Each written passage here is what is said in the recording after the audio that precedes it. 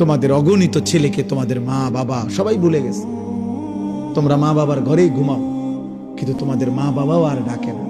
কারণ তোমার চুল, চেহারা, লেবাস, পোশাক দেখে, তোমার চলাফেরার অসভ্যতা দেখে মা বাবাও এতটাই বিরক্ত, যা তারাই বলে দিছে, যা ফিসা দিয়ে ফির তার কপালে, তার পথে সে চলুক, ওই তো না তারে দিয়া। কাঁদে অনেকে, হুজুর চেষ্টা করছি, হইতো না।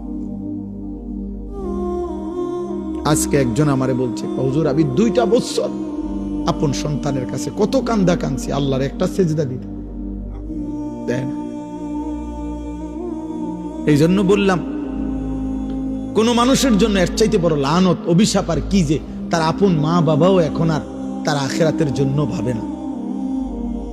বিষয়টা চিন্তা করে দেন। আপন বাবা মা ছেড়ে দিছে, যা পরে দিয়ে আর হইতো না, তাহলে আর তার জন্য দুনিয়াতে ভাববে কি? এর চাইতে আপন হবে কে? স্বার্থপর এই দুনিয়ায়, বাকিরা তো সবাই স্বার্থপর। তো এখন মা বাবাও যদি ভুলে যায়, তাহলে আব্বা তোমা করে ফিরাবে কি? রশি ছেড়ে দিলে গাভী, রশি ছেড়ে দিলে ছাগল, রশি ছেড়ে দিলে বকরি পথ হারায় ফেলবে। কেউ যদি ধরে না রাখে, কেউ যদি ধরে না রাখে, খোদার কসম আমি বললাম, তাহলে তো সে পথ হারায় ফেলবে। ঠিক তেমনি ভাবে আল্লাহ তাআলা প্রত্যেক জামানায় নবী পাঠাইছেন, রসুল পাঠাইয়াছেন, কোরআন কিতাব পাঠাইছেন, ওলামা পাঠাইছেন।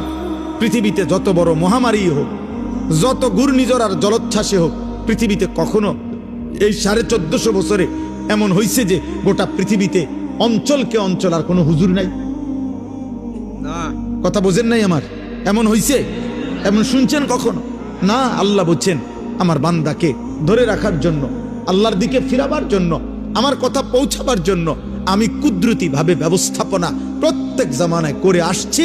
ইসরাফিলের ফু পর্যন্ত করতে থাক, আমার কথা হবেই, আমার কথা বলবেই, আমার দিন প্রচার হবেই হবেই।